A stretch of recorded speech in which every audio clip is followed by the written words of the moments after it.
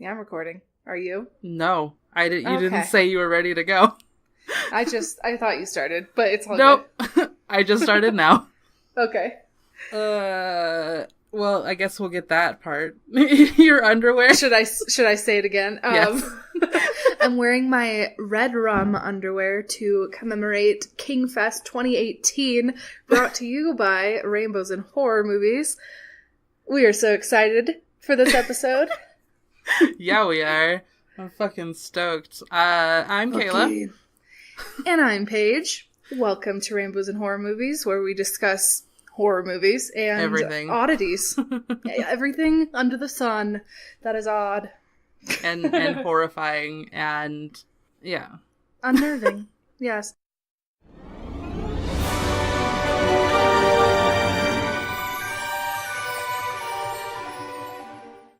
We have been gearing up for this episode all month.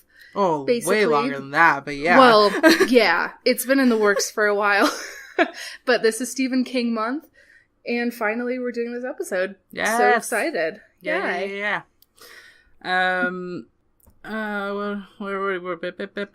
Where do we start? We were gonna do, the giveaway. Yeah, well, we're not gonna do that right now. We're gonna do it at the end of the episode, so that people have to listen to the whole episode. Good idea. Stay tuned to see if you won at the end of the episode. Yeah, all 6 people. Is that how many? We have 1, 2, 3, 4. Yes, 6. Sweet. So 3 of you win our prize package. Yes. Well, we'll win one of the prizes. You'll win something. Everything's free. Yes, you'll get a thing. So we're gonna do everything themed, King themed today. King themed. And we have a couple of cool diddlies about you and that word. I like that word. About Stephen King. Paige is gonna tell you all about him. Oh, all right. No pressure here. Dum dum dum. Oh, dun-a-dun. All right, so ever since I started this podcast, I've really realized that most of the things that I enjoy today were shaped when I was just a young lad. And Stephen King, I may have never known him, well, personally, but he's just somebody that I've grown up with in my household. My grandma loved his novels, kind of passed it down to my mom, and then passed it down to me. So. That's cool. Yeah, so I think that Stephen King is just so, not only is he one of the best authors of our time, but he's just a guy that transcends generations as well. Totally. Because, even the younger horror fans, they still know Stephen King. You know, they've still seen the movies and read books if you like to read. So. Well, all of his stuff is really the awesome. Foundation of current horror and, novels, and it's a base level. Everyone should know who he is. Basically, yes. It's a very good place to start if you want to start reading horror or watching it.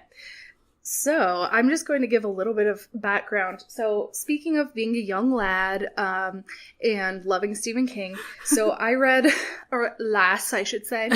So, I read a book in 8th grade. It's called On Writing, A Memoir of the Craft by Stephen King.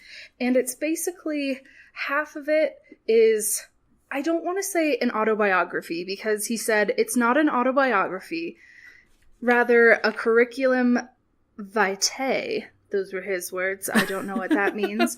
It's his attempt to show how one writer has been formed. So half of it is his backstory, and then the other half is basically how he writes, how he goes about it, and everything. And King has always been really helpful about advising writers, aspiring writers, how to write and how he does it. That's why he wrote the book in the first place, and why he's written a lot of essays just about his craft and how he has gone about writing.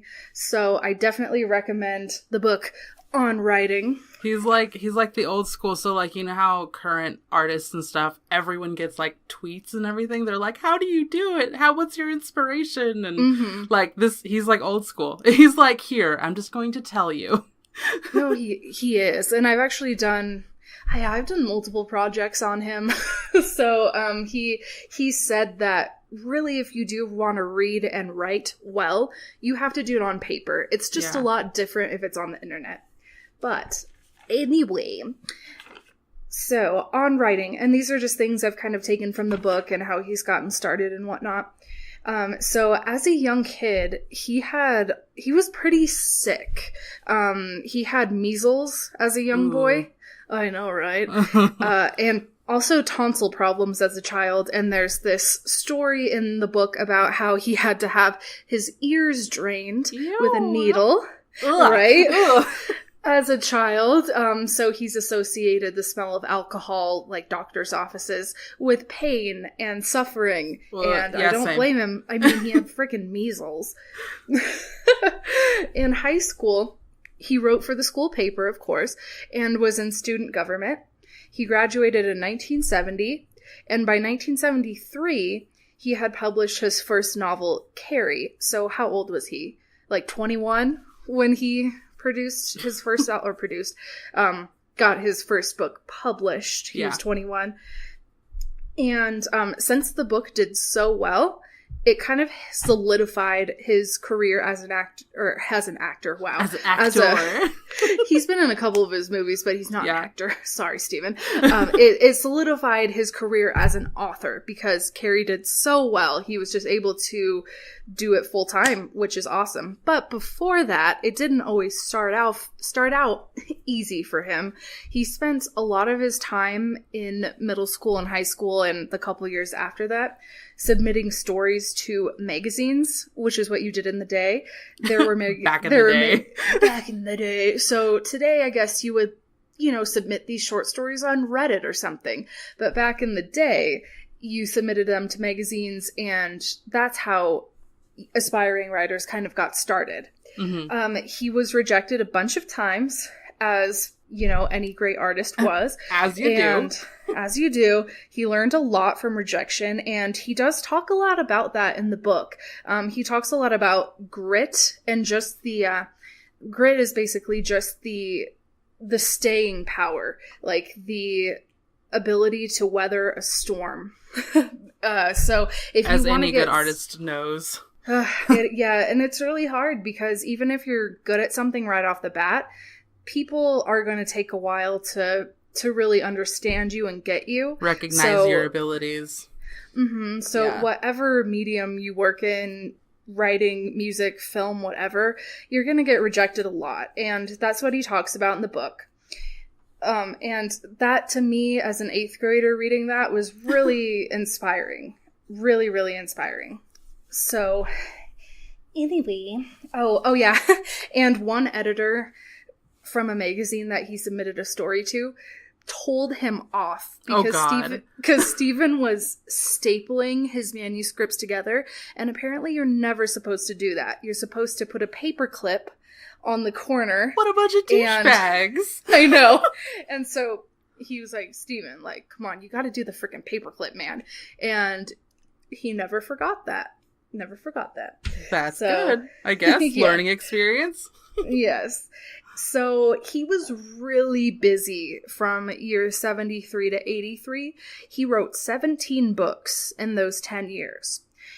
And he produced a couple books from the pen name Richard Bachman back in the day. I think it was 4 books or something like that under that name, because he was concerned that the public wouldn't accept more than 1 book per year by an author. No. So he was like, shit, am I writing too much? Like, am I going to have to, if they see Stephen King 2 or 3 times a year, are they going to stay interested? Well, what's that author who puts out like 3 or 4 like spy novels every year?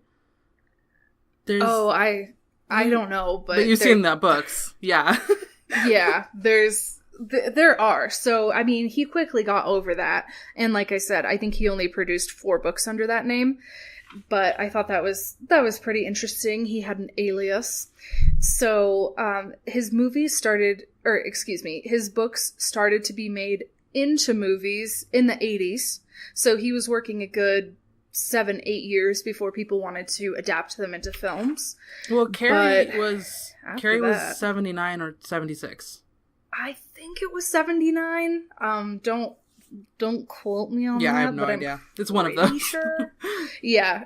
Yeah. So, I mean, he worked for a couple years, but honestly, not that long until people wanted to take on his books as movies. And, I mean, we all know the rest is history with that. So, and 2 quotes that I took from the book. And, again, these apply to any person in a creative pursuit. Anybody who wants to, like, do something with their art, etc. I thought these quotes were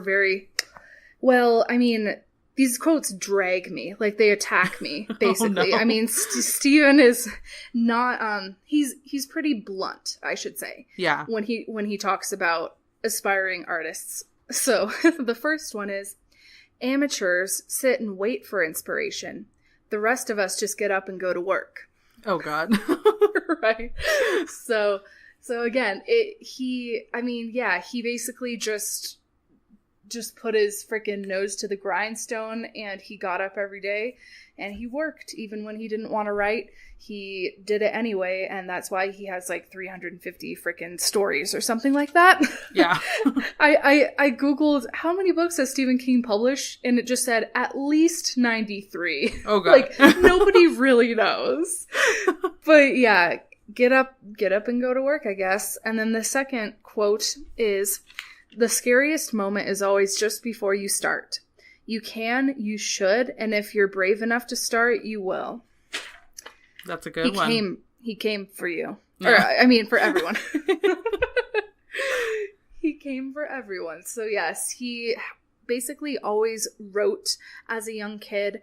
And in the book on writing, it said that as a child, he always imagined what it would be like to be somebody else. And he spent a lot of time thinking about that. And I think that's probably where, his talent comes from. Yeah, he's really good. He's a really good character shaper person. Like, he knows how to, he knows how to write good characters. Mm-hmm, absolutely. And honestly, one other thing, and it's funny because I read this book, when I was like 13, so more than 10 years ago, but I still remember it very well. So one of the other things he said was, oh God, my brain. I guess I don't remember it very well. Well, okay, you remember the feeling that it gave you, and that's the most important part. Yes, that's very true. So I guess that's what a good book does. Yeah. Yes. So yeah, that's my little spiel. Your backstory on the Kingster. on the Stevie. Yes. And what do you have prepared for us? I have fun facts.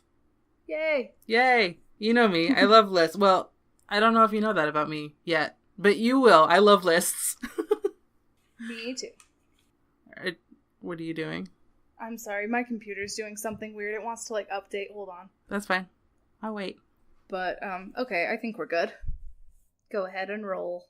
Lists. Oh. Fun lists. I guess I did have, one more thing to say. Oh, yeah. Oops, sorry. No worries. Okay. Well, again, in 8th grade, I did a project on Stephen King because basically we were supposed to choose an American author, just an American author in general. And my teacher gave us a list, and I literally was like, can I just do Stephen King instead? Because they were classic authors, which would be cool, but I wanted to do Stephen King. Yeah. And for the presentation, we had to go up in front of the class and present the project as if we were that person. Oh, yeah? You told me about this. Yes. So I got up there with I think I wore a black pea coat, fake glasses, and put my hair back or something. I was like, how do I look like Stephen King? I don't know. White guy? Just basically, yeah, I tried to look like a white guy as best as I could. And I did this project, and it was so great. And basically we had to illustrate a poster for it as well. So I drew the Children of the Corn movie poster, and I had a bloody knife and shit. This was me as a child. So, 8th grade Paige with a knife.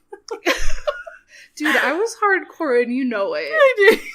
Oh, I guess you didn't. I didn't know you. I guess you didn't know me quite yet, but no, that was 2 years later is when I came in.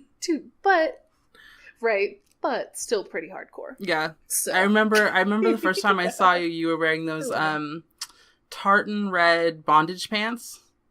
Oh yeah, those were my shit. Those were. I remember thinking, "Oh my god, she's so cool." Oh really? Yeah. Well, remember? Good. I'm glad I didn't. Like when I first got to the high school, everyone thought I was a fucking prep. Everyone thought I was a preppy. Really? because I had come from like a Christian school. So my version of hardcore clothes was like jeans and a dark sweater. So like I was basically wearing like a job interview outfit and everyone's like, "What are you trying to do?" I'm like, "I'm hardcore." I'm wearing a black band tee. God. Well, I had never had a band tee. I remember my friend Sarah. She introduced me to Hot Topic. Oh boy. Yeah. So I was like, I was late. I was late to the hardcore game. You were, but that's okay. Some people are late bloomers. Yeah. Okay. Lists. I love this list. I'm so excited. So even though you've read it, pretend like you haven't and like be all like, ooh, ah. Ooh, all right. So these are 20 rando facts about Stephen King. They're like super short and like quippy, so I love it. Number 1, he suffers from triskaidekaphobia. Triskaidekaphobia, which is the fear of the number 13. He says, the number 13 never fails to trace that old icy finger up and down my spine when I'm writing. I'll never stop work if the page number is 13 or multiple of 13. I'll just keep typing till I get to a safe number. I always take, oh my god, this type is so, I need glasses so bad. I feel like an old woman right now. Glasses like Stephen King. Yeah, I'm like Coke bottle glasses. Yes. I always take the last 2 steps on my back stairs as 1, making 13 into 12. There were, after all, 13 steps on the English gallows up to the 19th century or so. When I'm reading, I won't stop on page 94, 193, or 382 because the sum of these numbers adds up to 13. Holy fuck. That's a little excessive, but all right. I mean, phobias, they're extreme. Yes. Number 2, a collection of short stories by H.P. Lovecraft called The Lurker of the Threshold has often been cited by King as a catalyst in becoming a writer. It was his absent father's book, and he found it in the attic. The cover of the book featured a demon. Ooh. It's an interesting... It looks like an old school doodle of like one of those old sketchy ink drawings of Cthulhu, or like what people thought Cthulhu looked like. I don't know. Number 3, he once said in a BBC interview that Jack Torrance from The Shining was his most autobiographical character. At the time he wrote the book, he was drinking a lot like Jack. Originally, he saw Jack as a heroic character battling his demons the way strong American men are supposed to do. Oh my god. Oh, that's actually what I was going to say that I forgot. He always said, write about what you know. Because what you know is, you have the most information on it. So a lot of his characters are writers, and alcoholics. Yeah. Alcoholics. Obviously everything is in Maine. So yeah, write about what you know. And I think part of the reason why he didn't enjoy the Shining movie is because Jack was him, and he didn't want to admit it. But that's just my personal opinion. That's what, It's similar to what Mike Pecci said about, like, screenwriting, is, like, instead of write what you know, write what you're scared of. Because if you're not scared of what you're writing... That too. Yeah. Okay. Yeah, absolutely. Inspiration from everywhere. Number 4, The Onion once wrote an article claiming that King couldn't remember writing Tommyknockers. He then admitted that it was actually true, as he couldn't remember writing many novels from the 80s due to his alcoholism, including Cujo. That's crazy. Yeah. Number 5. King and his wife? What the hell's a wife? Wife. King and his wife, Tabitha, own 3 radio stations in their home state of Maine. Number 6. When it was revealed that the writer Richard Bachman was in fact Stephen King, he retired the alias, citing that Bachman had died. The cause of death was given as cancer of the pseudonym. I see what you did there. Number 7. He told fellow author Neil Gaiman, or Gaiman, we still aren't sure. That if he had the chance to live his life all over again, he wouldn't change a thing, apart from appearing in an American Express advert. Oh, that's funny. I wonder, was he in the advert? I didn't actually look into that. We should look that up. Yeah. Yes. And if he is, we should post it online. Oh, yeah. Just to embarrass him. I mean, obviously. Number 8. According to the Guinness Superlatives, more of King's books have been adapted into films than any other living author. Wow. Author. Wow. We're talking about a literary genius, and I'm sitting here going, wife and author? He'd be ashamed. I know. Oh, God. 9. King was I've lost it. King was declared unfit for military service in Vietnam because the draft board found him 4F on the grounds of high blood pressure, limited vision, flat feet, and punctured eardrums. Oh, there's the punctured eardrums. What about them? Oh, he had measles, and they had to poke a needle in them. Yeah. So, I mean, that's okay because Vietnam would have sucked. Yeah. That makes a lot more sense. Like a lot of things on this list make a lot more sense with that backstory. Yeah. Number 10. Big fan of the Ramones. He wrote the liner notes for their 2003 tribute album, We're a Happy Family. Number 11.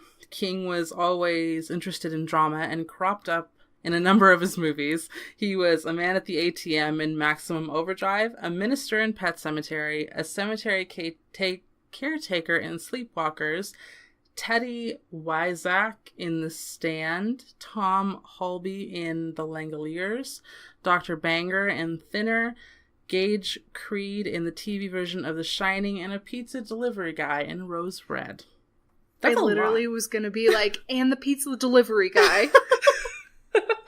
Because I fucking love that miniseries, and when I saw him delivering pizzas on it, I'm like, oh, I see you, Steven. I see you. I haven't cameos. seen it yet. I haven't been able to find it anywhere.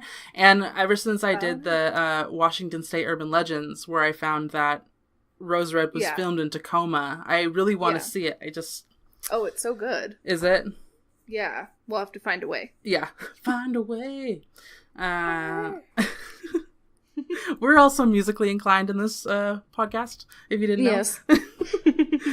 Number 12. Originally, he threw the first draft of Carrie. Okay, I love his wife, by the way. His wife is like my hero. Right. Originally, he threw the first draft of Carrie away. That's not English. It literally says, originally, he threw the first draft of Carrie. Away. Originally intended as a short story, but it was his wife, Tabitha, who saw potential and urged him to continue on with it. He ended up dedicating the book to her. Nah. Number 13. They shouldn't even have a 13 on this list. I feel like they should pay homage. True. Right. The original title for Salem's Lot was Second Coming. But again, King's wife, Tabitha, stepped in and remarked that it sounded like a bad sex story. It does. The Second Coming. Say that. It's like, is that a porn? Yeah. No, right? It's a freaking vampire story. Well, to be fair, the Lost Boys sounds like oh my god. What is that movie? Stand By Me. Like, Lost Boys sounds like Stand By Me. Like, in my head, when I hear the Lost Boys, I'm like... I've never thought of that. Well, because, I don't know. The name doesn't match up, but I guess if you consider the vampires Lost Boys, I digress. Okay. I would. Number 14, Rage was his first novel as Richard Bachman. Rage, his first novel as Richard Bachman, was about a disturbed high school student who held his classmates at gunpoint. After Jeffrey Lynn Cox, a disturbed high school student, held his classmates hostage, was found to have read the book and inspired by the book, and then 3 similar incidents, King let Rage fall out of print. Good guy. Yes. I was, you know how TV shows and a lot of movies before 2000 are very not PC? Oh yeah. The good old days. Oh god, I know. I'm rewatching Buffy, and there's a line in there in the 3rd season that Xander's like, who doesn't consider holding all of their, or gunning down their classmates with like a semi-automatic? And I'm like, ooh, that would not fly. Who doesn't? Oh god. Yeah. Yeah, that would not fly. Not even a little bit. 15. King was once mistaken for a vandal when he started signing books during an unannounced visit to an Australian bookshop. Oh, that's funny. They're like, you can't be the author. Like, you're a homeless guy, right? Yeah. Well, probably back then he looked like it. He looked a little bit scruffy, yeah. A little bit. Oh, speaking of scruffy, number 15 and a half, fun fact, he was in a band. And they still play together sometimes. That's cool. I mean, it makes sense. He seems like that kind of guy. Well, it's a band full of other writers as well. Oh, that's cool. Yeah, I think that's cool. Number 16. He loved the movie 28 Days Later so much that he bought out an entire screening of it, all 275 tickets. Good lord. Right? Just watch it at home. No. Number 17. I love this one. Reportedly, King attended a screening of Pan's Labyrinth and sat next to director Guillermo del Toro during the infamous Pale Man chase scene. King squirmed in his seat, which del Toro described as the best experience ever. Oh, that's awesome. That's a good compliment. Right? 18. Ronald McDonald was one of the influences for Pennywise. Oh, Jesus Christ. I mean, he's pretty terrifying. Oh my Don't God. get me wrong. Yeah, never. No. Number 19. After his near-fatal accident in 1999, King's home care nurses were told by their supervisor that under no circumstances were they allowed to make misery jokes. No, Lord. Right. Yeah.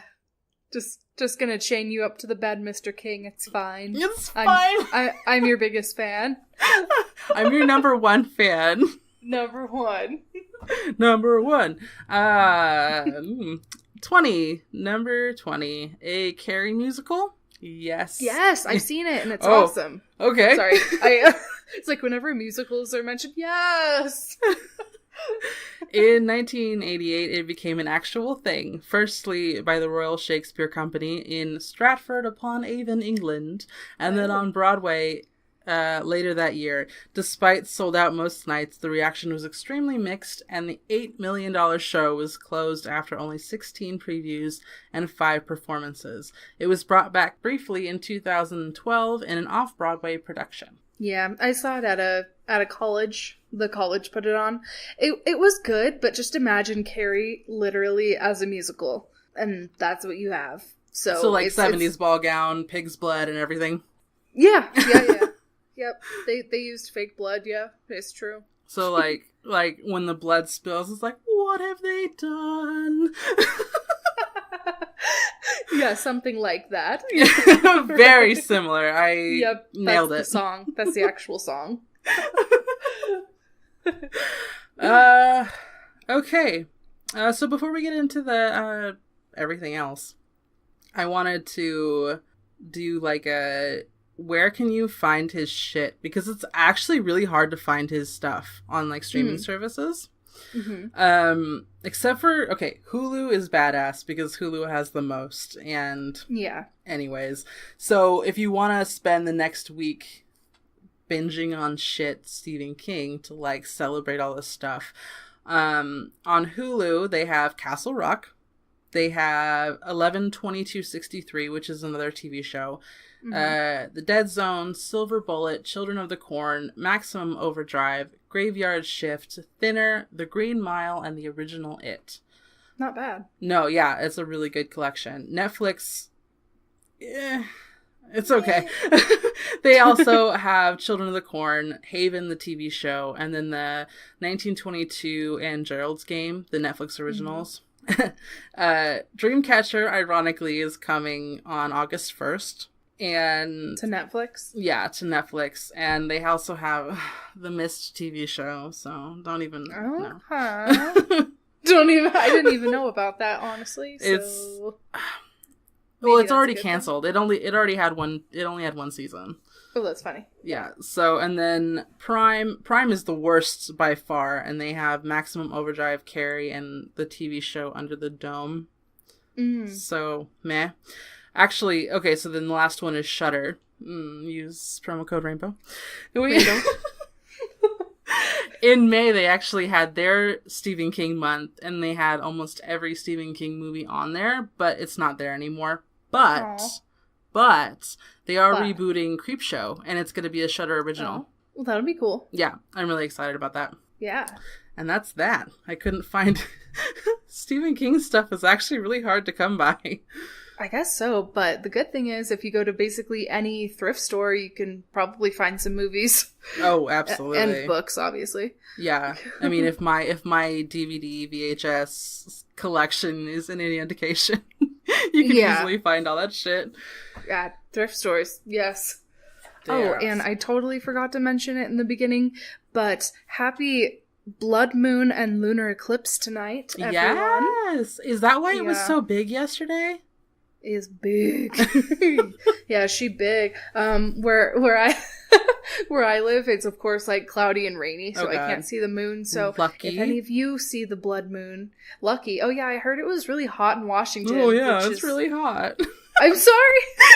No, we've literally had thunderstorms down here all week. You're surviving the apocalypse, so I'll give you a pass. Right. Thank you. Torrential downpours and shit. Yeah. It's nice. Yeah, I'll be out and about when the moon's like up and full. Up and out. Up and out. Out and about when the moon's out. Up and out. Okay. I went Canadian there for a second. I said oot. Oot and a bit. So charge your crystals or whatever if you're into that. See, okay. I'm always so disappointed when I like put crystals out and they don't automatically do that really tacky like 80s effect where like the moon beams into the crystal and then like separates into the other crystals. This is real life, Kayla. I know, but I want it to be a movie so bad. I'm sorry for you. Oh god, that was harsh. Yeah. I'm sorry for you. Just move on that sick burn. You spilled that tea. Okay, theme time. Shudder is a premium streaming service devoted exclusively to horror and thrillers. They have thousands of hours of killer content, including Shudder originals. They also have really awesome curated collections, so if you like demons or witches or ghosts, there's definitely a collection for you. My favorite collections are A Woman's Touch and The Foundations of Horror. Mine are A Comedy of Terrors and Haunted Habitations. So go check out Shudder.com and use the code RAINBOW for your 30-day free trial. That's Shudder.com. Use the promo code RAINBOW for your 30-day free trial. Hey, Kayla. Yes, Paige? Did you know that Stephen King reads and listens to approximately 70 books per year? Unlike me, who can barely get through one.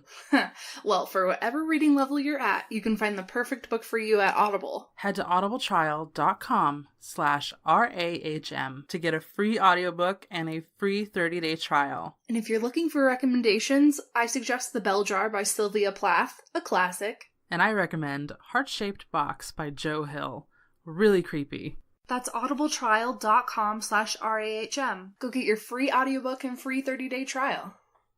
Bitch. Sorry. Bitch. edit that.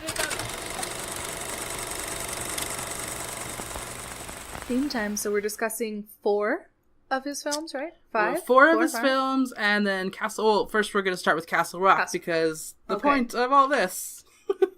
It was to gear up for the Castle Rock premiere, which happened on the 25th, right? Yeah, this last Wednesday. Yes. Find it on Hulu. Yes, Hulu. So I don't know what you wrote down about it, but I just put up all of the descriptions that I found all over the internet, and it's actually really interesting. So I want to read them really quick. Is that okay? All right. Okay. Yeah. So the Google description of Castle Rock is... Henry returns to Castle Rock, Maine, unsettled by the place he once called home, based on the literary canon of Stephen King. The end. That's it. I guess you can't really say too much, but still. It gets better. So, Wikipedia says, Castle Rock will be combining the mythological scale and intimate character storytelling of King's best-loved works, weaving an epic saga of darkness and light played out... on a few square miles of Maine woodland. Okay, I mean, yeah, that's a little better. Yeah. IMDb is, I think, the most vague of all. Based on the stories of Stephen King, the series will intertwine characters and themes from the fictional town of Castle Rock. I mean, that's what it is. But Hulu was the most descriptive, which I guess... is good if they want people to watch their show. Yeah. So this one is the longest. It says, a psychological horror series set in the Stephen King multiverse. Castle Rock combines the mythological scale and intimate character storytelling of King's best-loved works, weaving an epic saga of darkness and light, played out on a few square miles of Maine woodland. The fictional Maine town of Castle Rock has figured prominently in King's literary career, Cujo, The Dark Half, It, and Needful Things, as well as novella The Body, and numerous short stories such as Rita Hayworth, The Shawshank Redemption are either set there or contain reference to Castle Rock. Castle Rock is an original suspense thriller, a first-of-its-kind reimagining that explores the themes and worlds uniting the entire King canon while brushing up against some of the most iconic and beloved stories. That's a good one. Right? Mm-hmm. It's still not giving you too much information. It's just like a brain vomit of Stephen King stuff. Yeah, like this is the universe. Okay, and speaking of that, the very first note I have about Castle Rock is the Stephen King universe would be a messed up place, man. Word for word, that's what I wrote down. Like, could you imagine just all of the stories, like all of the characters living in the same fucking place? No, thank you. No. And just like in the show, it said it's not really the people that do weird things. It's like the place that kind of makes them do evil things. Like it's just something rotten about that place. So I'm figuring Castle Rock and Derry, Maine must be pretty close to each other. His 2 fictional because the descriptions keep saying the Maine woodland. So, like, I'm assuming woodland is, like, the big barrier around Derry and Castle Rock. Yeah, it's just a big fucked up place. Yeah. I actually, so, I don't know if you actually listened to the Dreamcatcher watch along, but the production company is called Castle Rock. And they actually named their company after the Stephen King multiverse. And they don't actually... I was actually surprised. They've only done like 3 or 4 Stephen King movies. And I'm like, shame on you guys. Don't name your shit after that and then only do like 3 of his shit. They're working on it. Yeah. But another thing I thought was pretty funny. So there's a city in Colorado pretty close to me called Castle Rock. Yep. There's an actual place here called Castle Rock, so who knows? I think there's one here, too. I think Castle Rock is really general, I guess? Maybe. I don't know. Yeah. Castle Rock.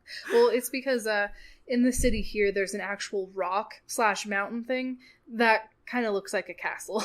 Oh, that's interesting, actually. Yeah, so literally, Castle Rock. I mean, but that's like how creative were the creators of that city, really? It's like... Or any fucking city, to be honest. Right? Main Street. And suburban neighborhoods are my favorite, like the Summer Wind and, Nautilus Shell.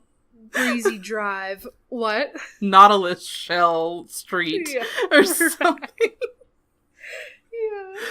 Oh man, no, it's even worse in the like when we used to live out in the middle of Eastern Washington. Mm-hmm. The roads weren't road named. There was Main Street, and then there was 1, 2, 3 going one direction, and then A, B, C going the other direction.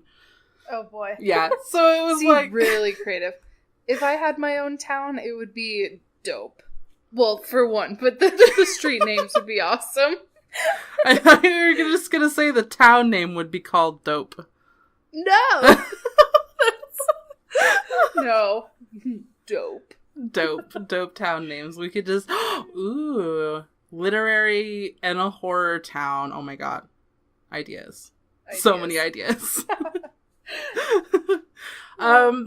So, if you haven't seen it, go watch the first 3 episodes. Oh, I've seen it. I'm talking to you're not talking to me. No. You're not talking to me. It's fine. I'm like, I've seen it. Yeah. But I wanted to delve a little bit past the trailer and like go over kind of the stuff that happens like generally in the first 3 episodes. Because they tell you quite a bit about the first episode in the trailer. Like I said, the trailer is the first epised basically. It's literally, yeah. Yeah. So in the first episode, have to watch it. Yeah. I mean, watch it, but yeah.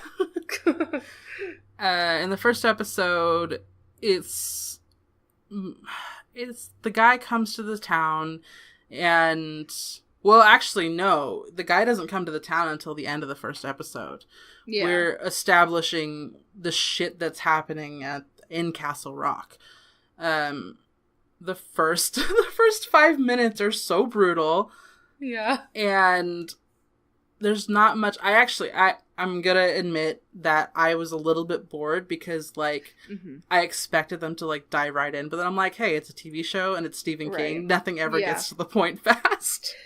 You're so right. Yeah, I felt bad for being a little bit bored during the first episode, but it does pick up. Oh, yeah. Sure. Absolutely. And then, so you're learning about the characters. And then the second episode, you actually immediately start getting into more backstory and like telepathy, which is kind of shit. I mean, kind of cool.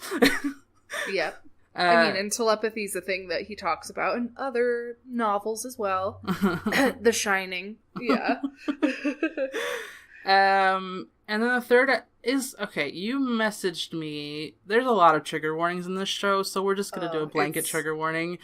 The third episode was the one that you messaged me about, right? It might have been the second one. I think it was the second one. Okay, because I Googled it after you messaged me, and I was like, what is she talking about? And then I realized, oh, okay. About the animal? Yeah.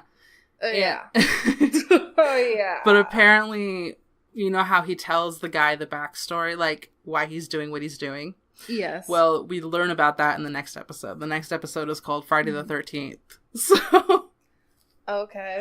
I'm really excited about that. And then, okay, so the third episode is more backstory, but I actually really loved the third episode. Yeah, me too. You learn, so the 2 main characters at this point are Henry, yeah, and then that lady who was his neighbor, whatever. Yeah, the one from American Horror Story. Was she in American Horror Story? The blind old woman. Yeah, that one. Oh, no. The young girl who was his neighbor when they were kids. Oh, the frickin' stalker. Yeah. Yeah. No, she wasn't in American Horror Story. No. Yeah, no, I know who you're talking about. Her name's like Frances something, but... Yeah, the maid in Murder House. And then the witch with the orange hair in Coven.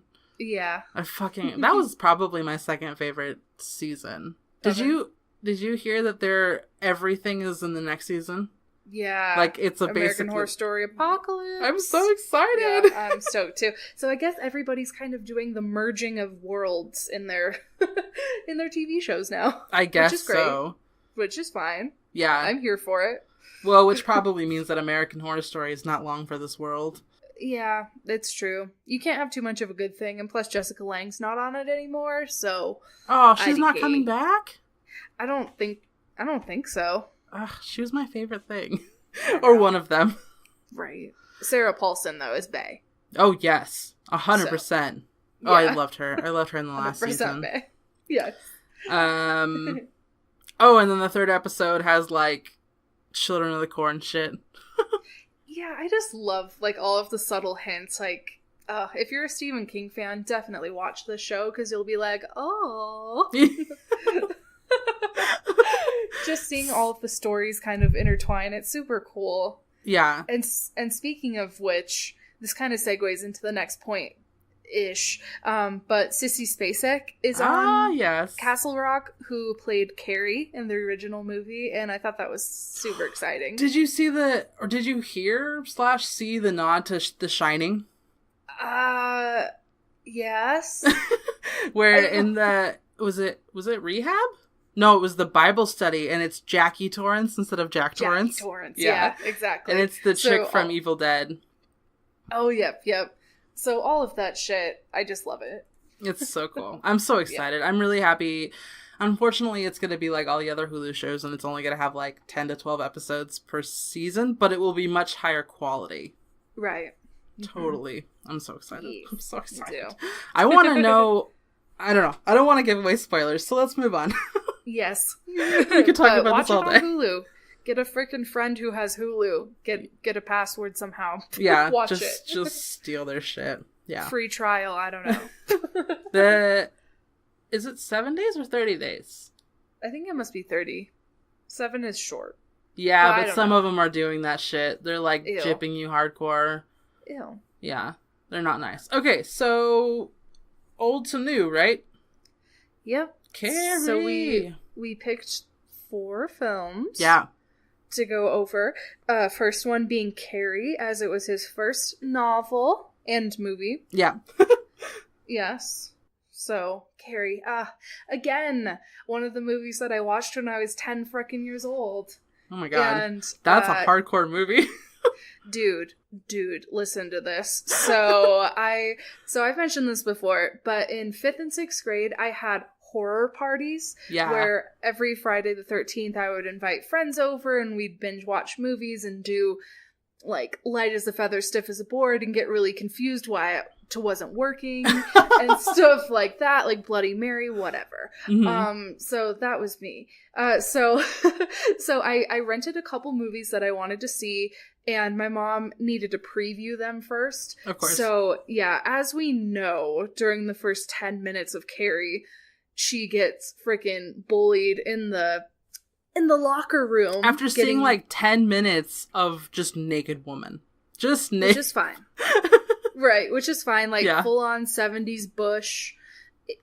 Right, I think that was one of the reasons why my mom said no. And just, like, the period scene. I think that might be it. I think it must be nudity. She's never really cared about anything else, which is weird. It's like, you can watch somebody get decapitated on TV, but if they show their boobs...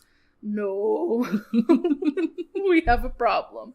But yeah, we're not talking about the remake in this one. This is the original. Yeah. No. We're going to go over things like the remake in our later on episodes when we do the different decades of before and after, or like the original versus remake. Like we did back when we did the 80s one. 80s. Yeah. Yep, exactly. But the original Carrie, what do you have to say about it? I have notes, but you go ahead. So I've seen, oh my god, I'm like so ashamed to say this. So I have seen Carrie before, and I obviously have seen the new It, but the other 2 movies that we have on this list were my first time watching them. Okay. And so I was a little bit like hesitant because I was like, have I actually seen this movie? I was like, oh my god, I don't remember. I was high and drunk a lot of the time up until I was like 25. So yeah.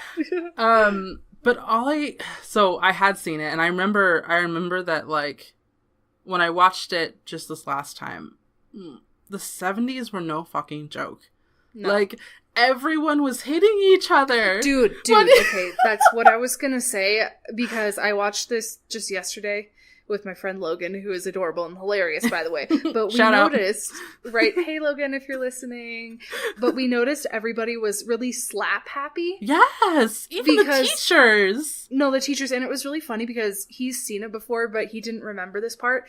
And the initial slap that Carrie gets by the teacher, literally right before that happened, Logan was like, I feel like teachers should be allowed to slap students.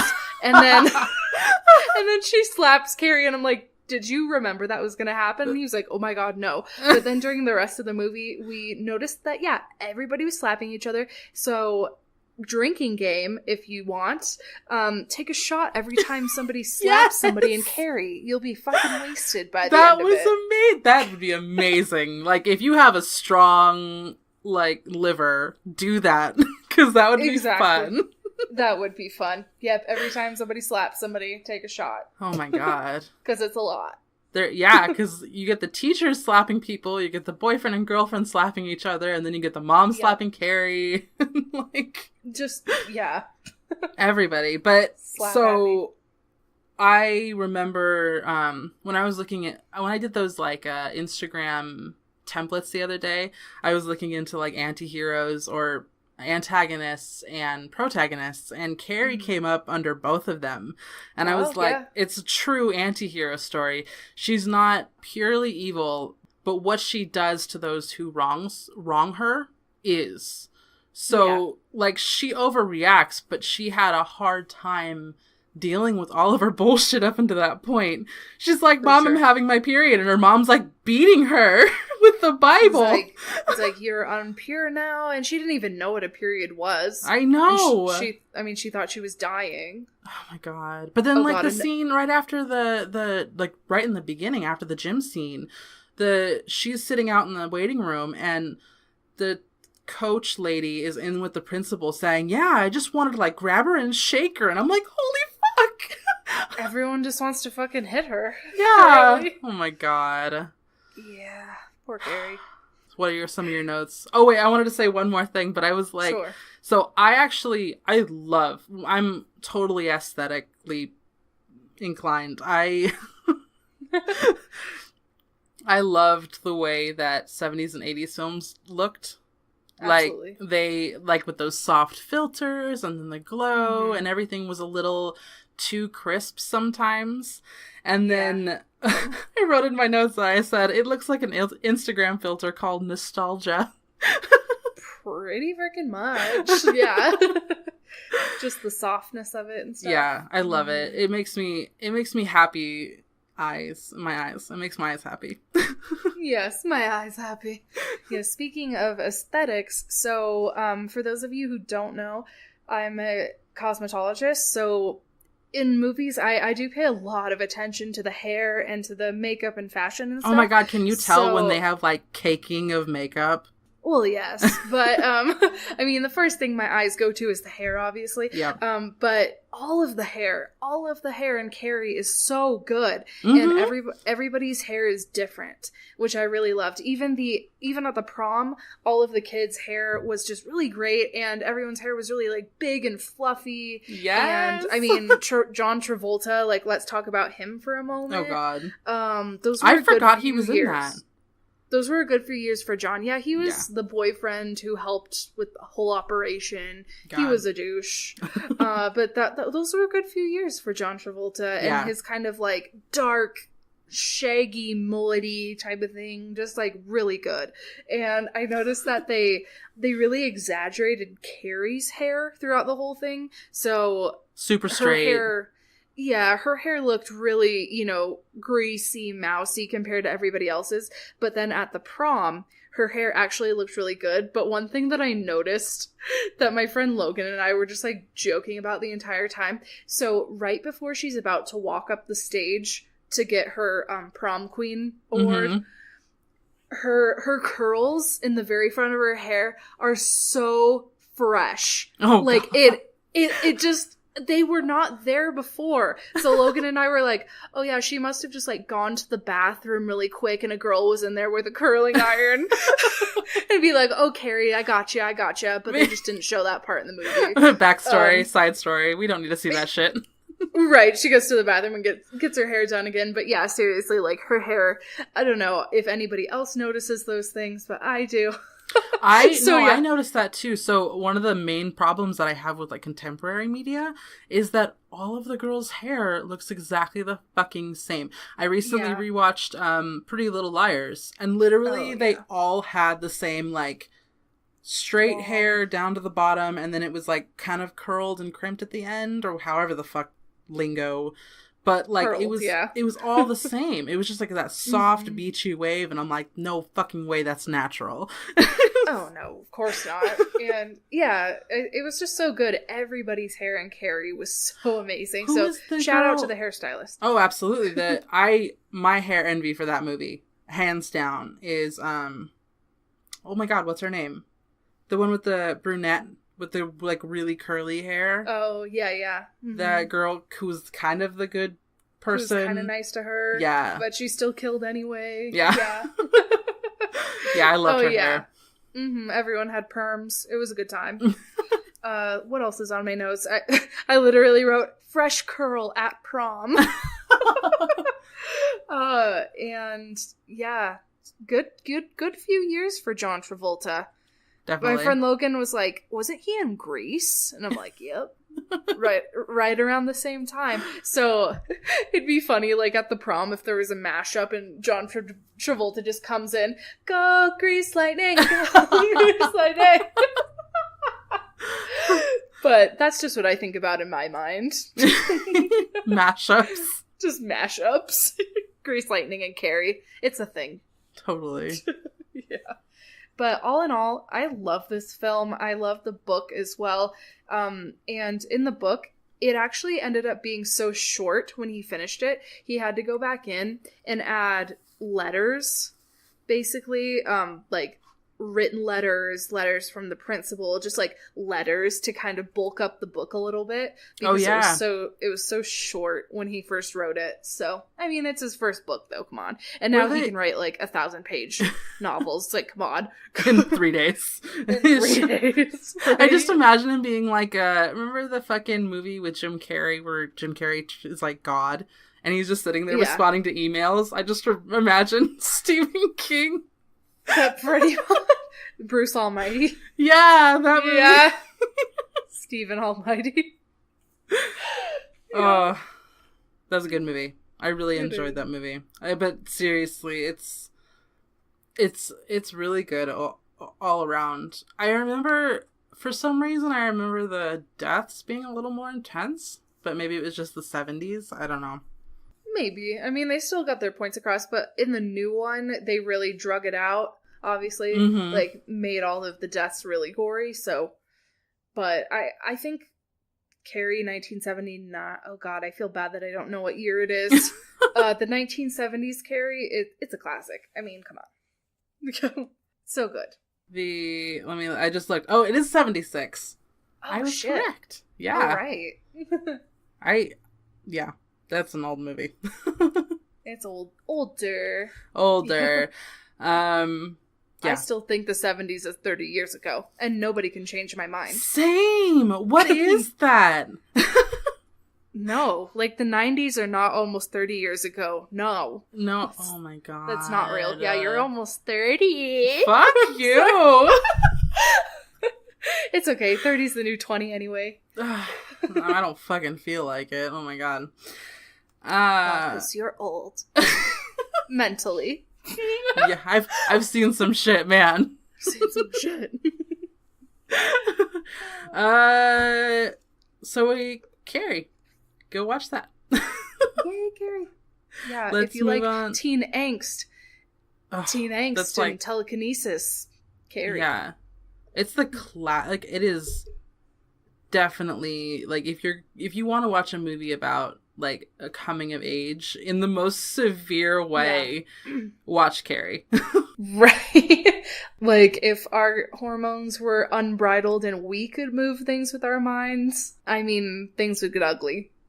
Yeah, oh my god, right? Ugh. Yeah. So, the next one on our list is Pet Sematary. Yay. Yay. Also okay. one that I read in 8th grade. It was a good year for me. It was a good year. So I need to go on a tangent first, really quick. Okay. I'm scared.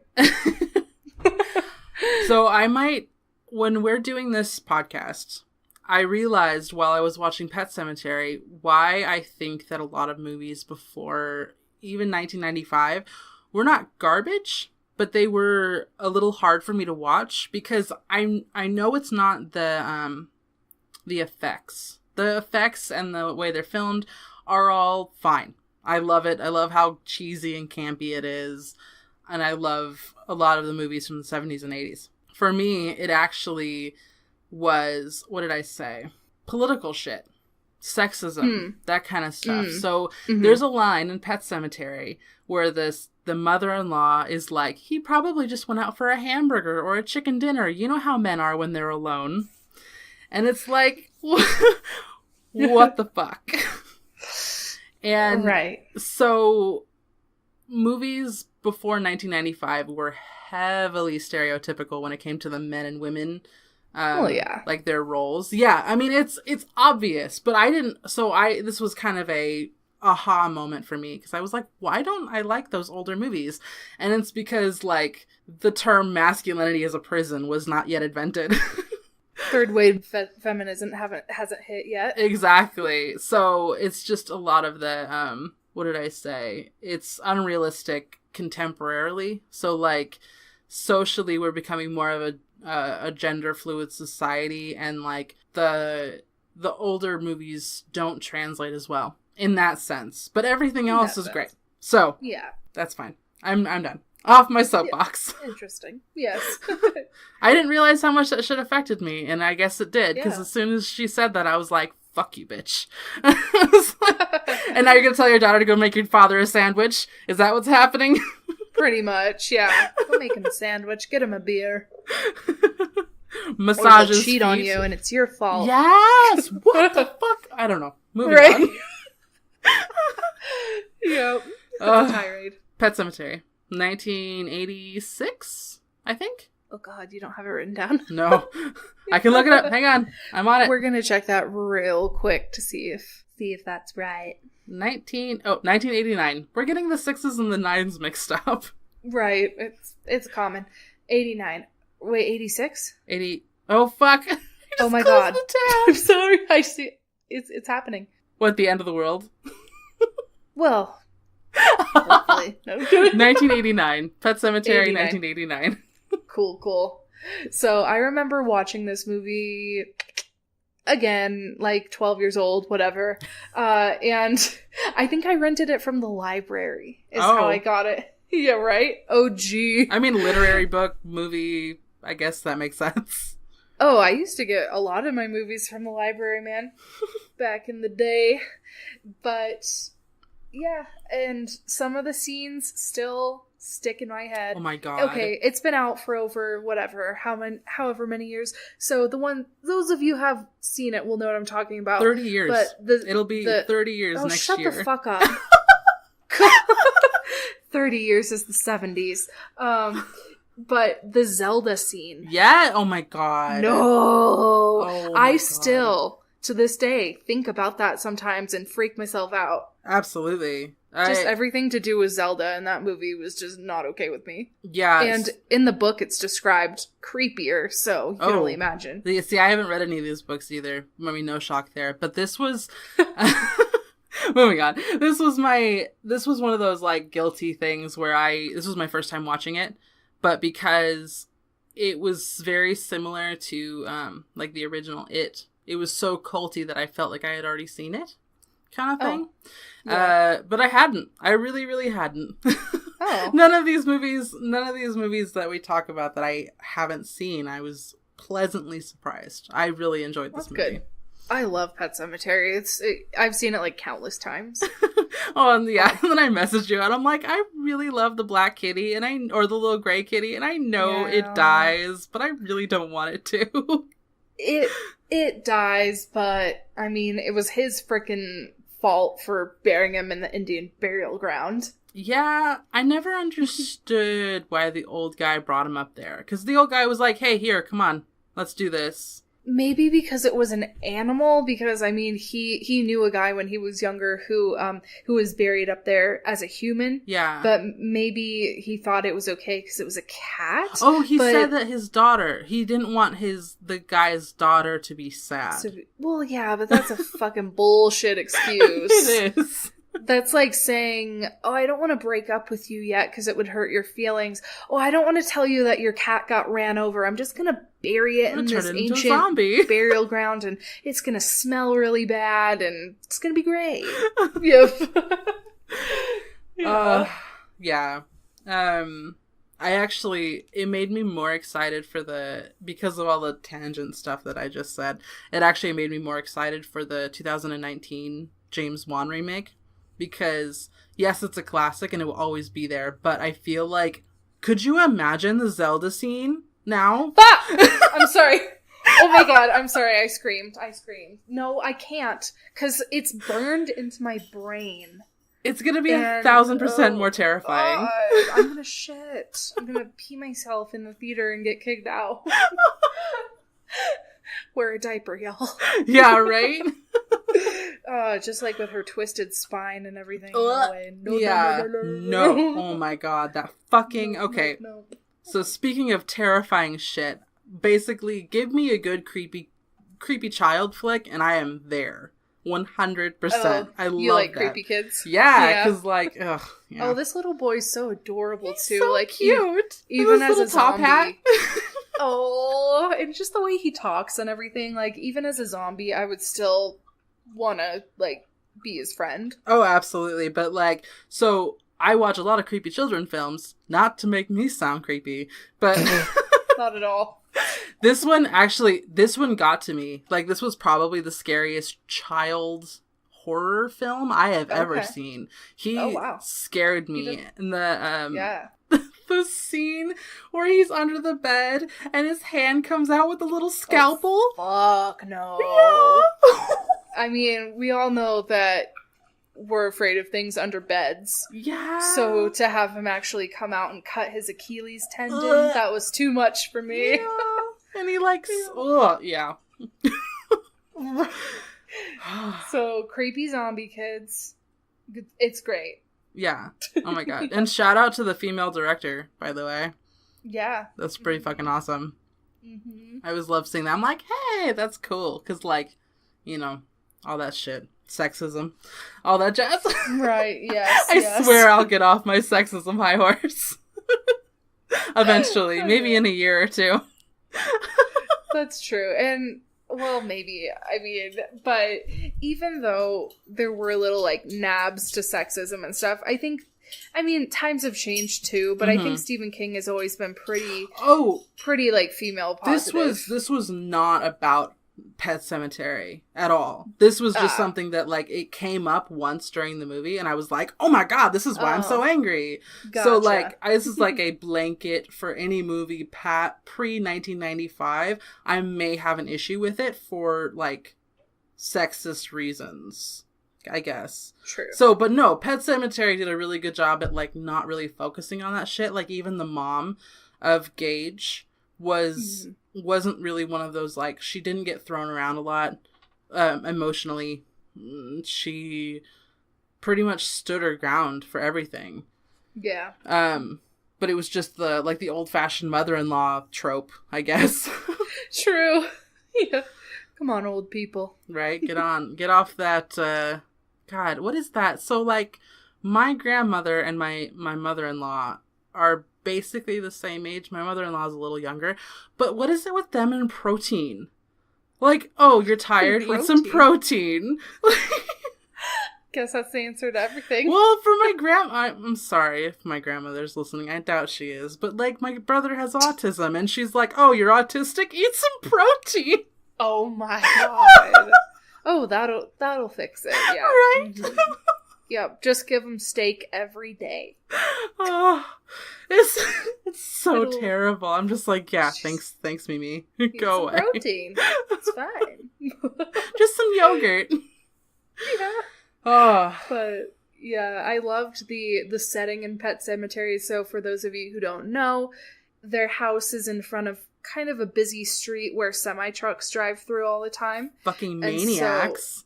So, like maniacs, but therefore a lot of the pets die, which is why Pet Sematary was rooted. I mean, Pet Sematary isn't the burial ground. It looks like it, though. Right. I mean, Pet Sematary itself is just a place in the woods where people have buried their animals, that most of them got hit by a car. But if you go up a little bit further up the hill, you'll get to the burial ground. Yeah. So for some reason, I thought this was going to be way more zombie-fied. Like, I didn't expect it to be just the cat and the kid. I thought there was going to be, like, literal, like, attack the house with, like, dogs and hamsters and stuff. No, I mean, it's kind of a hard hike up there, so... Yeah, that's true. You know, but no, that's all they really have time for. Well, maybe it happens in Pet Sematary too. I haven't actually seen that. I saw it a long time ago, don't really remember it, because it was kind of those... Because Stephen King, I don't think, wrote it or did anything with it, so it was just kind of like a B-movie that was just... I don't remember, so... Oh my god, that scene at the end with... I mean... Spoiler, but the movie's been out for almost 30 years, so whatever. Ugh. The end when his wife comes in and her eyeball is like oozing out of her face, and then he starts basically like lick making out with her, and I'm like, oh my god. Starts Frenching a corpse. Ugh. I mean, he's lost everything at that point, so. A little mad. A little crazy. A little cray. Yep. So, Pet Sematary 1989, that is that anywhere? Was I actually able to find that? Let me see. I don't think so. Did I? No. Nope. It's nowhere. So good luck. I guess you'll have to pay to rent it somewhere or buy it. But aren't we doing the Patreon episode on that? No, we're doing the Patreon on Misery? That's right. Never mind. Which is our next film. Which is our next film. Brings us to Misery. 1990. 90. Okay. Yeah. The year you were born. Yeah. I'm fucking old, remember? No. The 30s were, 70s were 30 years ago. The 70s were 30 years ago. We're still 12. Okay, yeah, I'm going with that. We're 12 years old, you guys. Yep. It's 2002. Oh my god. Wait. What year were you born? 92. So I'm like 10. I'm like 10 right now. You're 10 right now. Okay. Yeah, that makes sense. Yeah. So because we're talking about this on our Patreon episode, we don't want to talk about it too much, but I have to say this is like fucking you're a broken record when it comes to watching movies when you're a kid.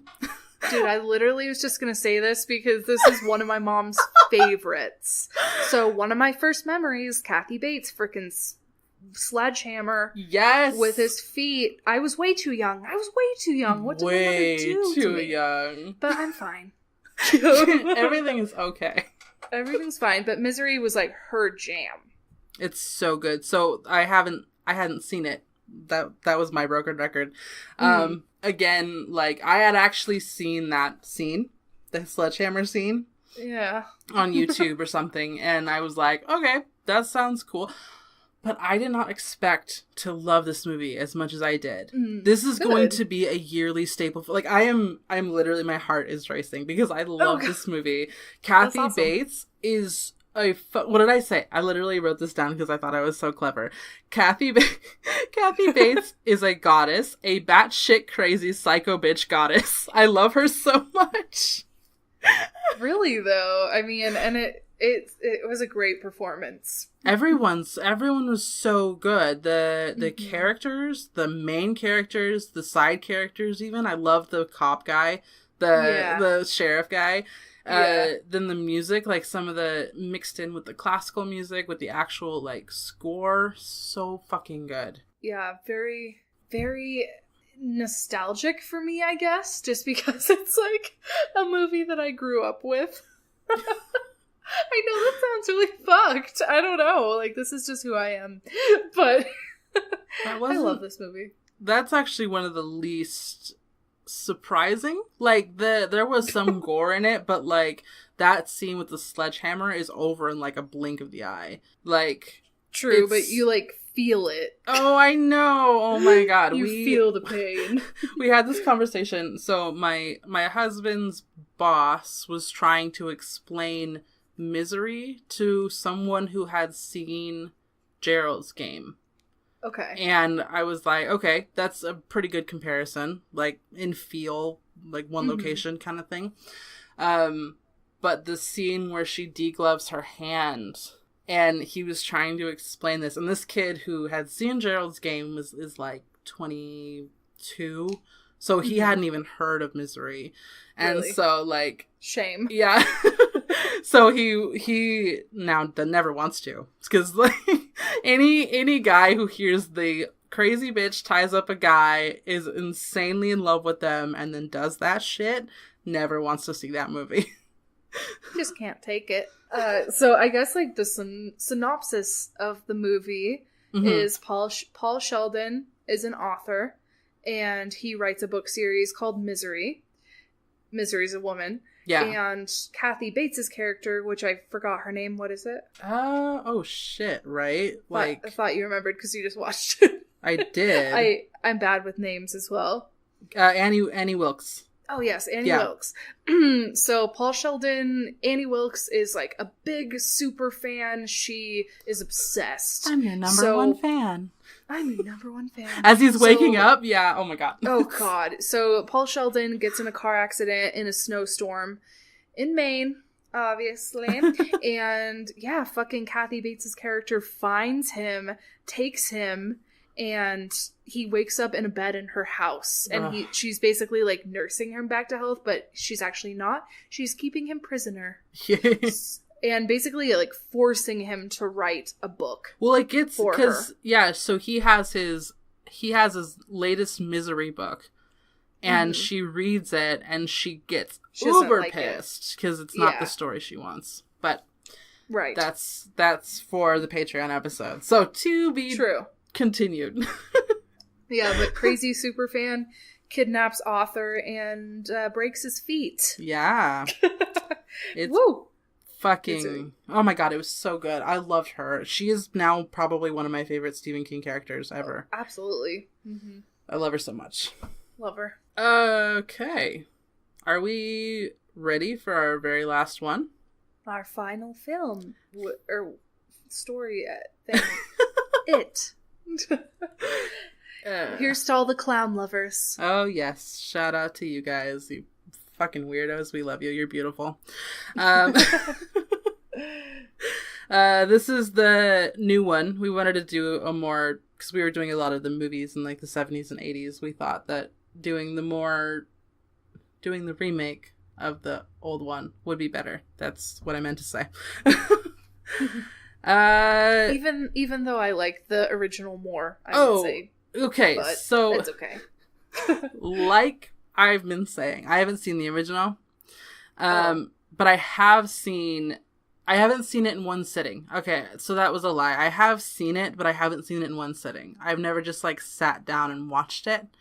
So it was a little hard, but we'll do the comparison one again with like the 90s episodes when we do the original versus remake. But this is just about the remake. So, do you want to do your notes first? Sure. I kind of, to be honest, these were kind of mental notes just because it's fresh in my mind. Oh, absolutely.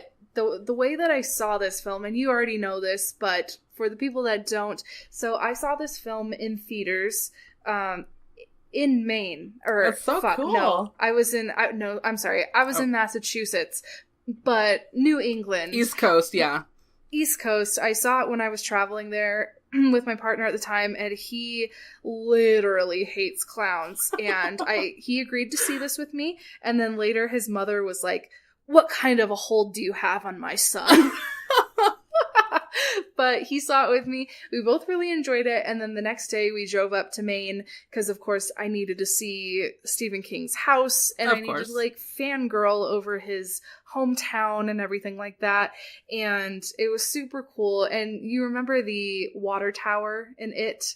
Like, the water tower is kind of a landmark in the story. So I went to the water tower that inspired that, and apparently Stephen King sat on a bench right in front of the water tower, and that's where he wrote a lot of the book, which was cool. And then I saw a storm drain with a fucking red tricycle right in front of it. And I'm just like, yes. And when I went to his house, so his house is it's definitely an attraction. Like, you can find the address online. His house is beautiful. It's really pretty, and it has a cool gate with bats on it and stuff. But he had a red balloon floating in the window because it was in theaters, and so good. And when I went to Massachusetts, in Salem specifically, on a lot of storm drains, people had tied red balloons to them. That's so cool. Yeah. So it was really cool to see that whole area just kind of bring back Pennywise and just the revitalization of it, and everybody was really into it. So into it. So I did enjoy the film for sure. Like I said, I do like the original one more, but I felt like they just kind of were trying to be really scary with the remake. I agree. You know, I feel like it was pretty heavy with gore, really heavy with CGI. Yeah. And I don't know, I like the direction that they took of it, and they kind of went into more detail with every character. Mm-hmm. So they went into their backstories, and it basically took on the form of whatever the children were afraid of. So, like a Bogart and Harry Potter, basically. And so they kind of went further back into what these children are afraid of, which I thought was really cool. Mm-hmm. They didn't do that in the first one. What was I going to say? I think I said this when we mentioned it as a runner-up in the 80s one, but it was very similar to the treatment that they did with Evil Dead, whereas the first one was a little bit campy, a little less serious than the remake, but they took it in a direction where they didn't destroy it. They basically just made it now kind of thing. Yeah, and maybe that's why I didn't like it as much, just because I am a classic horror movie fan more than anything else, and so with newer movies, I feel like people have just kind of gotten jaded. People have really gotten jaded. Like, they need the action, they need the gore, they need jump scares, all of the jump scares and stuff. So I think that might be why I don't like it as much. Probably. It was just a little bit over the top for me. Yeah, I remember. So the first time I saw it, I actually kind of got a little bit bored. So this is not us saying that this is a bad movie, by the way. No, not at all. I mean, I will 100% see the next one in theaters. But, absolutely. Yeah. But so I remember getting actually kind of, they go, like you said, they go over the top a little bit. And I think that the amount of time that they spend on the backstories might have been a little bit too much, but they kind of, I think they focused, this is bad by me. I bought it on Blu-ray specifically for the behind-the-scenes stuff that they couldn't show in theaters, like Pennywise eating babies. But I haven't watched it. Specifically. Yeah. You haven't? So I haven't watched it. It's been sitting on my it's been sitting on my coffee table mocking me for the past 3 months, and I'm just like, I want to see them eat babies. I know. I'll send you the link to the thing that I have. Okay. I got the digital code thing for the Ooh. Blu-ray, so I'll send you the link to that. Okay. But yeah, I want to see a bunch of the backstory, because unless I'm mistaken, they don't go that much into the backstory of Pennywise in the original. Not so much in the original, no. Okay. You know he's like a multi-dimensional, timeless kind of shapeshifter dude. Spider creature. Yes, but they do go more into it in the new one, obviously. Yeah. And then they'll go even more with the deleted extra scene stuff. Okay. That could be interesting. Yeah, and I know... Huh? I really like the old-timey photos of it. Yes. Like from the 1800s and stuff. So yeah. I think that's what they cut out was like a bunch of the flashbacks to him doing that kind Eating of stuff. babies in black and white. That would be cool if it was like old film style. Yeah. But so if you haven't seen the original, basically the synopsis of this one is we're following how many kids? 5? 5 kids. It's the fat kid, the African American kid. Oh my God. The girl, the kid with the glasses, the Jewish kid, and then Bill. So 6. So, but at first it's 5. Technically it's 4 at first, and then they bring in the fat kid and the girl later. Yeah. But you follow all these kids, and then at the same time, that fucking Georgie scene at the beginning. Okay, that's what I'm talking about. Like, 5 minutes in and you already see a kid's arm get ripped off. Like, I'm just like, okay, so this is where it's going. Is that not how it started in the original? You don't see it like that, no. But that's the scene, basically? Yeah, it's the same scene, but, like, you don't see his fucking jaw become unhinged and stretch a million feet and then chop it off. No, you don't see that. But so that stuff I didn't really care for. But Pennywise, like when he's giggling with Georgie and then suddenly he stops and he just starts like salivating. That terrified me. And I was like, okay, that's what this movie's gonna be. That's true. And the whole like, we have carnival games and popcorn. Pop, pop, pop, pop, pop, pop, pop. Yeah, that definitely was unnerving. So the dude who played Pennywise in the new one was good. I mean, I loved Tim Curry as well. Yeah. I fucking adore him and his It. But they did a good job with the new one, I think. Bill Skarsgård. And he is also in Castle Rock. Okay, that makes more sense. Yeah. I'm not very good at identifying actors from thing to thing, if that makes sense. Some people, when they watch movies, they're like, oh, that's so-and-so from me. blah, blah, blah. And I'm a douche. Yeah, I know, it's you. No, I just don't see it, especially, like, if they look different or if they're in makeup full and costume, stuff. yeah. Yeah, when they're in full costume, I'm like, okay. Yeah, he was really good. Apparently, he had been perfecting that smile since, like, when he learned he was getting the job, he spent, like, almost every waking moment doing that smile. Jesus Christ. I would have been like, no, I'm not your friend. We're not friends. That's like another Heath Ledger moment. May he rest in peace. Oh, my God. Every time I realize he's dead, I get so sad. Dude, me too. Such a beautiful I also got really sad about David Bowie the other day. I mean, sorry to bum everybody out, but like... Right? Just like remembering that your heroes are dead. Yeah, it's... And Wes Craven as well. Oh my God! Fuck me up, fam. They're all gonna die. Put a damper on this. Well, everyone's dying, but like, some people die before we expect it. I don't know. Yeah. We need to do... Oh my God, that would be a perfect memorial. On Wes Craven's birthday, we should do our Wes Craven episode. Perfect. Do you know his birthday? No, not off the top of my head. I expect you to know that more than me, because you're more of a Craven-ophile. I know Robert Englund's birthday, because it's the day before mine, but I'll find that out. Yeah, we should do that then. But, so yeah, we're following these kids, and it doesn't start by any weird way. Like, so Georgie dies, but no one knows how, and then we flash forward, like, 6 months or something, and then they start seeing these random shits that are, like, making them terrified. But we never really see... That's not true. We see Pennywise a couple of times during the scare-a-thon. Scare-a-thon. Like, in the basement, when the basement's flooded. That scene is in the trailer, when he, like, flips out or whatever the fuck he does. Yeah. God, which one of those scares was the best for you? Oh, definitely the fucking film projector. Oh my God, yes. I literally jumped in theaters and screamed, and so did Harley. We both were just like, oh! Yeah, the film projector when he comes out of the fucking film. Fuck that. The one that freaked me out the most, again, my love of creepy children, was the one where the what is his name? The fat kid. I don't want to keep saying fat kid. I know. Whatever that character name is, I think is it like Kyle or something?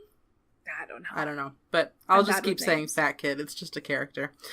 But when he's in the library and he goes into like the stacks and then like the burning child comes like screaming after him and it's like, oh god, that's terrifying. The library scene was cool. Yeah. That's true. The one that least affected me was probably the painting woman. Okay, that's interesting because Stephen King said that scared him when he saw the movie. Yeah, he said that was his favorite. Huh. Maybe it's because, like, okay, so this is kind of like a film nerd thing, but like the guy who played that woman, so to speak, he played Mama. Did you ever see the Guillermo del Toro movie Mama? No. He's like the not so popular Doug Jones. So the guy who plays Mama and the painting lady is the not so popular Spanish version of Doug Jones, who is a character actor who played the Pale Man in Pan's Labyrinth, and the Fawn in Pan's Labyrinth, and all those kind of, like, he played the fish guy in Shape of Water. So I know the process behind that stuff, and I'm like, oh, that's just totally a person. Like, it's hard for me to, like, remove myself like that. That's the one weird thing. Like, I can handle being scared by ghosts, but as soon as it's, like, human form, it's kind of, it takes me out of it, and I don't know why. Oh. Yeah. I don't know. But then, oh, no, the other one, too. The African-American kid. When he shows up at the butcher. Oh, absolutely. With, like, the burning. Yeah. I think anything that had to do with the burning one. Okay, so the ones that least affected me was the painting woman and then the leper man, because that was the same situation. Yeah. Yeah. I mean, all in all, it was a solid film, but I do honestly believe that it was a movie made for today's audience. Absolutely. Like, it was a movie made for, you know, obviously it's a story that people have grown up with and, like, our parents grew up with and everything, but they really did remake it for, like, the modern horror audience. Yeah. Which I'm not really, but all in all, because I'm an 80-year-old stuck in a 26-year-old's body.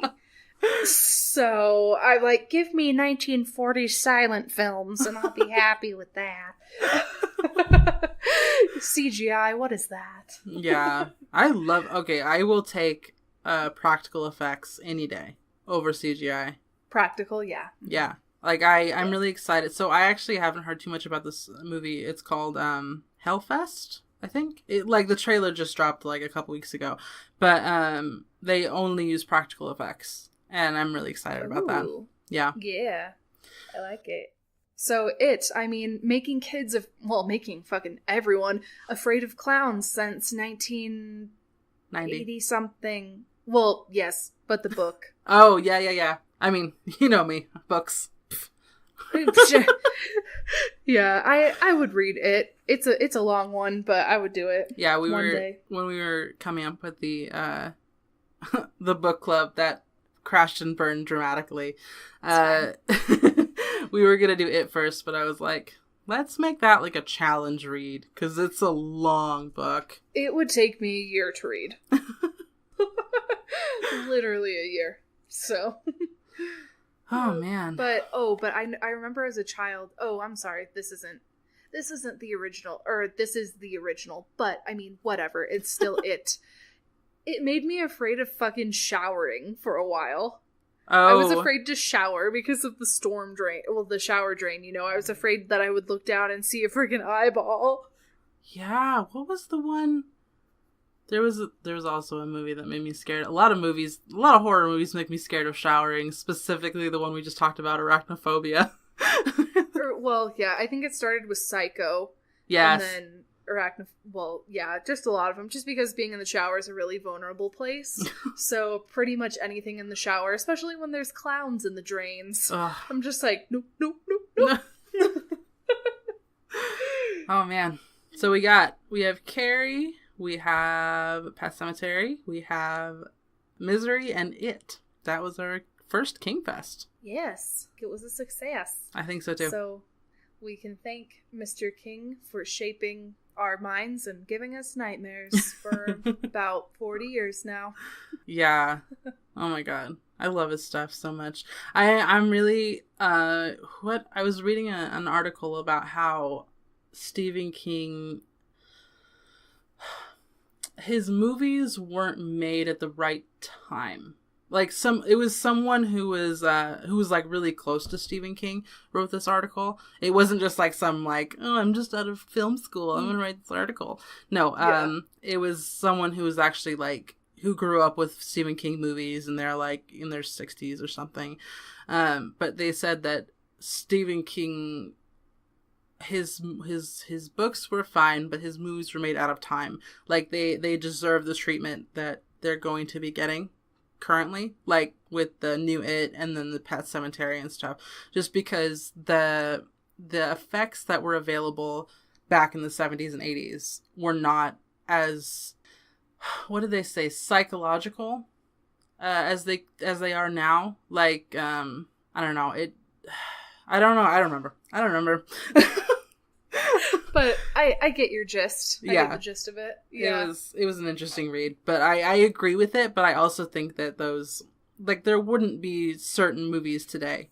No. If he hadn't made them. They needed to happen. Absolutely. Yeah. Did you and we will still watch them for years to come. Yeah. Because I was really surprised. So last night I hung out with my friend Logan. Hello, if you're still listening. And I let him. No, he's gone. He got bored. Right. I got it. But anyway, so Logan is 20, and so I gave him the list of 4 movies to pick from, and he was like, oh, I've always really liked Carrie. And I'm like, the original, right? And he's like, well, yeah. So that goes to show you that some younger kids are cool. Yeah. And yeah, Stephen King just has, he's timeless. I think he's timeless, and he's my dad.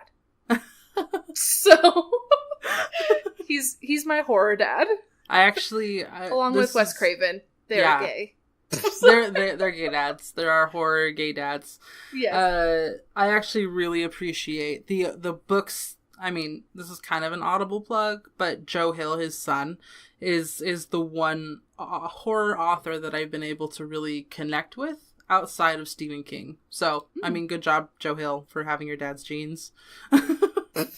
I know, but that also might have sucked. I mean, that's why he releases it under Joe Hill. Yeah, just because, changed his name.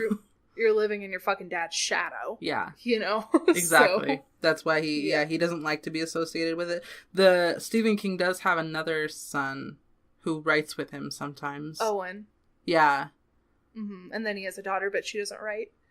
Does she do anything in the literary world? That's a good question. I should know that. You being the king aficionado. Aficionado. Ooh, that's a cool name. Her name is Naomi King. And yes. Okay, so she's the minister of a Unitarian Universalist church. Oh. In Florida. I mean, Unitarian churches are cool because they cater to every single religion. So it's very inclusive. She pursued religious studies. Okay. So she's taken a little bit of a different turn than the rest of the family. I mean, what is horror but not a religion to us? True. So, yeah, it doesn't look like she's done anything with media. I mean, fine, sure. But his kids have. Yeah. Yeah. Or his sons, excuse me. Yeah, ministry. Interesting. Of magic. So, but then there's me, his youngest daughter. I'm a co-host of a podcast and a musician, so that's cool. That's right? also media. Paige King. That sounds cool. That name is cool. Right? Oh shit! I totally forgot. Sorry, what were you saying? I'm gonna change my name. What were you gonna say? Do it. I totally forgot we had the giveaway to do. I literally forgot. Oh, yes, giveaway. Hello, if you're still here. They're here for the giveaway, which we almost forgot. Okay, so this is gonna be live, by the way. I have the random generator up right now. I haven't picked anybody. Ooh. All right. Do you want to do like a drum whatever that fucking is called. I will. Ready? Yes. Scene Invaders. It's another podcast. So you guys will be getting the t-shirt and a couple of stickers. Yay! Shirts. It clothes your body. And then number 2. You want to... Okay, it drew the same person. That doesn't count. Let's do this again. Yeah. 1, 2, 3. Space Jam was okay. Space Jam was great, but congratulations. Congratulations on your win, by the way. Your name is okay. Yeah. Your name is a lie, but okay. Whatever. You will be getting a mug and some stickers. Yay. To drink your wine or your coffee or your blood out of. Yep. I prefer the latter. Yes. Number 3. Gore Score! Yay! Oh, hello! Yay! So, dudes. You guys will be getting a lot of stickers because I know you have people who want them that are also on this list. Sorry, D. Yeah, sorry, D. I'm surprised, but random generators. Yeah. It's random. So I will be contacting you guys probably on Wednesday. If you guys listen to this episode, contact us. But other than that, I will contact you. Yeah, I'll reach out to you guys on Wednesday if you guys don't reach out before. So, congratulations! Woo! King Fest is officially complete. Yes, it does. So our goal is to do one of these. We have a few different directors / producers / writers that we want to do a bunch of. Mm-hmm. So every year we want to do like a couple of different festival type things where we concentrate on one person. So yes. Yay! King Fest. It's a wrap. So ready for exits? Go for it. Okay. So submit your stories and your articles and your other horror fucking related shit stuff. Personal stories, short stories, whatever. Whatever you want. Funny memes. Send it to us on our subreddit, our Facebook group, or via our email at rainbowsandhorrormovies@gmail.com. Please join our subreddit and please join our Facebook group. Right now, all of the people on our Facebook group are just the same people who follow our Facebook page. So yeah. It's a lot of friends who are just kind of there to support us, which is awesome. So, which thank you, by the way. Yes, awesome. We want to not do as much work. By the way, we're shoving work off on you guys. Give us our stuff and we'll read it. Yeah. And if you're an author, this is the perfect opportunity. Exactly. Get your work out there. Yep. Get the bonus episodes. Like, we're gonna record the Patreon bonus episode for Kingfest either today or whatever. You can get that stuff on patreon.com/RAHM podcast. And that you can also, if you didn't win today, you can get stickers, t-shirts, and stuff like that there as well. We are donating 10% of our total monthly earnings to Women in Horror Month, Women in Film, and the Adrienne Shelly Foundation. You can contribute by becoming a patron, buying stuff from our shop. You can also sign up for affiliate programs. And like I said before, the affiliate programs is interesting because you basically are not paying anything. Mm-hmm. It's 100% free for the trials. Yep, you sign up for a trial and then we donate $1. Yeah. Or whatever 10% of whatever we get is. I don't actually know what we get, so whatever. But you will be donating for free. For free, 100%. That makes sense. You can find all of the information that I just said on our website at rainbowsandhorrormovies.com.